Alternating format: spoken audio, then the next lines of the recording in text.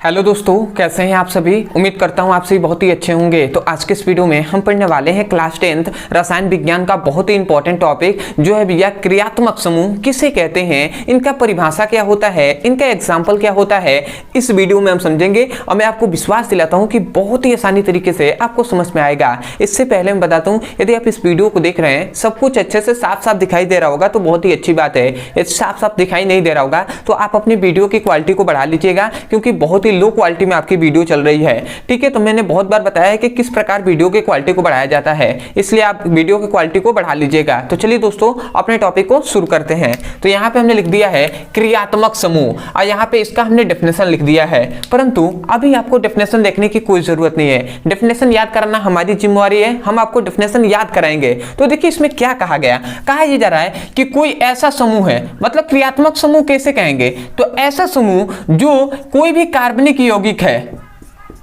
कार्बनिक यौगिक है, तो इस कार्बनिक यौगिकों का जो रासायनिक गुणधर्म होगा, रासायनिक गुण होगा, उसका निर्धारण करेगा।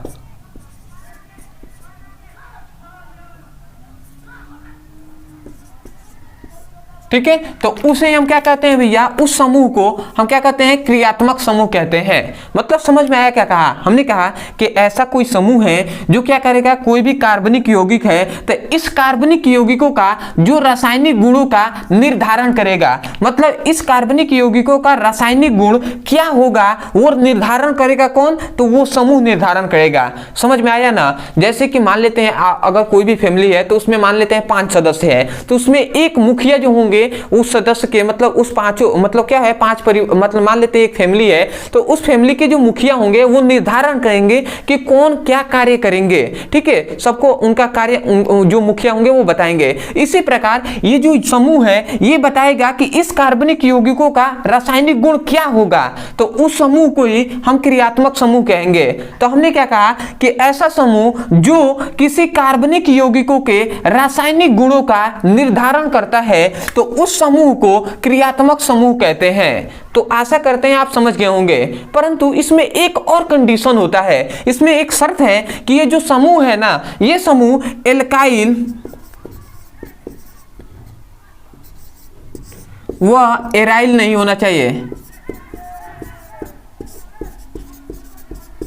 एल्काइल और एराइल समूह नहीं होना चाहिए। मतलब ये जो समूह है ये एल्काइल समूह या एराइल समूह नहीं होना चाहिए। मतलब एल्काइल और एराइल ग्रुप के है, मतलब एल्काइल और एराइल समूहों के अलावा कोई ऐसा समूह जो किसी कार्बनिक यौगिकों के रासायनिक गुणों का निर्धारण करता है तो उस समूह को क्रियात्मक समूह कहते हैं। तो आशा करते हैं आप समझ गए होंगे। तो यदि आपको डेफिनेशन करना है तो या तो आप इस प्रकार कीजिए, अभी हम बताएंगे क्या यहाँ पे लिखा गया है, ध्यान दीजिएगा। हमने क्या लिखा है, किसी कार्बनिक यौगिकों में एल्काइल व एराइल, समझिएगा, किसी कार्बनिक यौगिकों में एल्काइल व एराइल समूहों के अतिरिक्त मतलब अलावा को ऐसा समूह जो कार्बनिक यौगिक लिखे या यौगिकों के रासायनिक गुणों का निर्धारण करता है उसे हम क्रियात्मक समूह कहते हैं। समझ में आया। देखिए एक बार और पढ़िए, हमने क्या लिखा है, किसी कार्बनिक यौगिकों में एराइल व एल्काइल समूहों के अतिरिक्त कोई ऐसा समूह जो यौगिकों के रासायनिक गुणों का निर्धारण करता है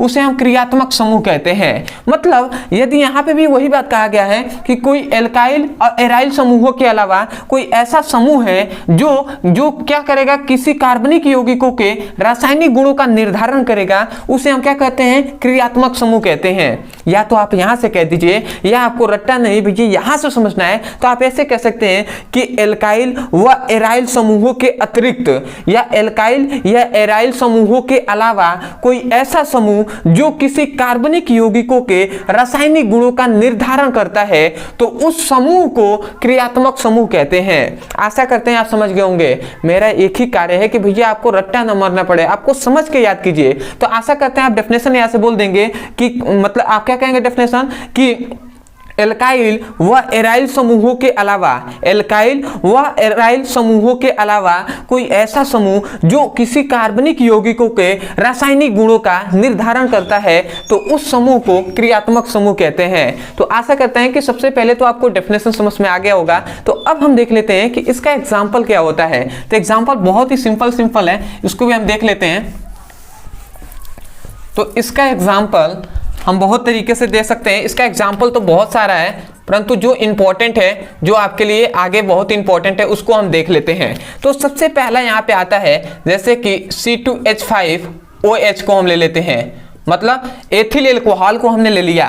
तो इसमें पूछा जाए कि कौन भैया क्रियात्मक समूह है, तो आप क्या कहेंगे, जो एथिल एल्कोहल में जो OH है मतलब हाइड्रोक्साइड है, ये क्या होगा, यही क्रियात्मक समूह होगा, क्रियात्मक समूह होगा। तो आशा करते हैं आप समझ गए होंगे कि एथिल एल्कोहल है, इसमें क्या होगा, OH जो है वही क्रियात्मक समूह होगा। इसी प्रकार आप लिख सकते हैं जैसे कि O, मतलब क्या है, जो O होता है, अब इधर इधर दोनों ओर एल्काइल या एराइल समूह होंगे, तो इसे हम क्या कहते हैं, ये भी जो होगा वो क्या होगा भैया, क्रियात्मक समूह होगा।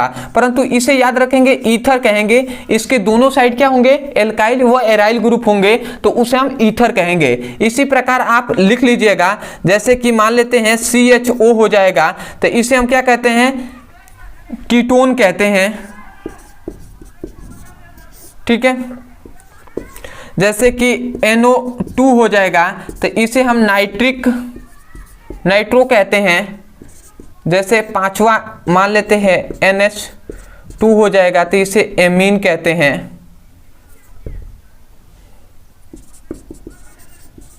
ये सभी समूहों के नाम हैं।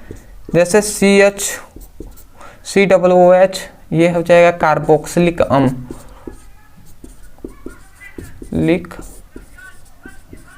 अम्ल, ठीक है।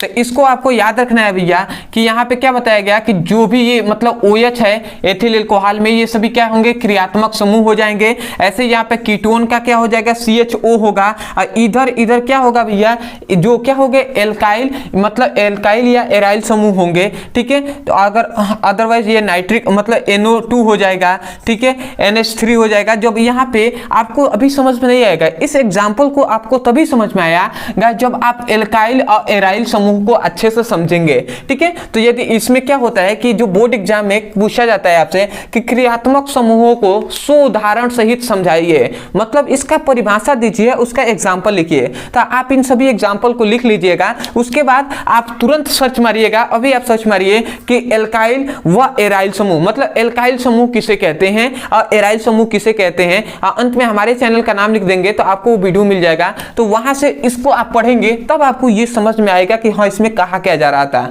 तो आशा करते हैं कि अभी आपको परिभाषा इसका एग्जाम्पल समझ में आ गया होगा। तो मैं यही कहूंगा, यदि आपको समझ में आया है तो सपोर्ट करने के लिए चैनल को जरूर सब्सक्राइब कर दीजिएगा, वीडियो को लाइक कर दीजिएगा, और हो सके तो हमें कमेंट सेक्शन में जरूर बताइएगा कि आपको वीडियो कैसा लगा। दूसरी बात, बहुत से ऐसे स्टूडेंट हैं जो चाहते हैं क्लास 10th हो या क्लास 12th उसका फिजिक्स और केमिस्ट्री का चैप्टर वाइज सीक्वेंस में एक एक करके वीडियो मिले, अब मैं वहां से जाकर अपने पूरे सिलेबस को अच्छे से पढ़ सकूं। तो आपकी सुविधा के लिए यहाँ पे एक नंबर दिया जा रहा होगा, इस नंबर पे आप व्हाट्सएप कीजिए। और मान लेते हैं आपको क्लास 12th का पढ़ाई करना है या क्लास 10th का, तो आप लिखिए class 10th physics chemistry all video link, हम मैसेज करेंगे तो आपको 2 लिंक दिया जाएगा। उस लिंक पे आप क्लिक करके फिजिक्स और केमिस्ट्री का 2 लिंक दिया जाएगा। फिजिक्स पे क्लिक करेंगे तो फिजिक्स का आपको चैप्टर वाइज सीक्वेंस में वीडियो मिल जाएगा, वहां से उसकी पढ़ाई कर सकते हैं। तो आशा करते हैं आप समझ गए होंगे। तो चलिए दोस्तों, आज के लिए इतना ही, मिलते एक नए टॉपिक के साथ, तब तक के लिए धन्यवाद। जय हिंद, जय भारत।